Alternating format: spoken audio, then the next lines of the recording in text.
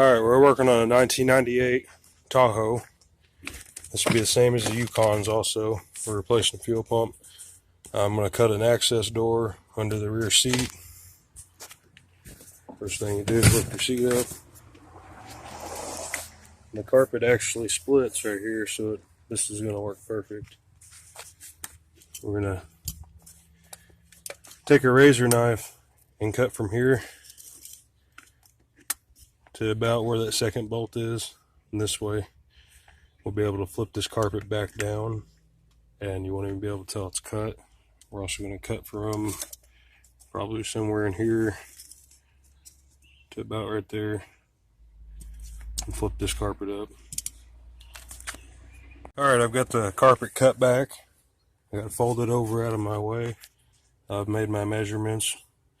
I've actually already cut a junk Tahoe open just to figure out these measurements. And I'm going to make it a little wider this way, just to where I'm able to get the fuel lines off the pump. Going to make it a little bit easier. Measurements. We're going to start from the seat bracket. And your first measurement's going to be 6 inches. Second will be 15.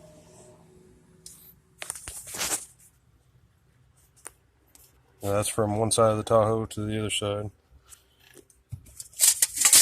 Alright, and this way, I started my measurement right at the bend of the sheet metal. I went 1.5 inches to 8 inches. And this would be just the perfect size to get the fuel pump out and to get the lines off a little easier. The pump's probably somewhere in here, about that size, and I want a little extra just for the fuel lines. And I'm going to make some brackets or something that way I'm able to screw this plate back down and cover it all back up, and you can never even tell it was cut open. This will make it easier in the future if I ever have to replace it again. Well, this is what I ended up with. The previous vehicle that I cut open actually had the fuel lines facing this way, and me cutting out this extra space down here was going to make it a little easier for the fuel lines. But to my surprise, this is a little bit different setup. The fuel lines face more towards the front of the vehicle, but I can still get these off, no problem. Here's what I have so far to cover the hole back up. I've just found some old plumber's tape and put a few screws in them, and I also put screws here to secure the plate to the chassis. And then I'll get some Gorilla Tape or something to seal all the cracks up to where there's no dust coming in the vehicle. Fold the carpet back over and it's finished.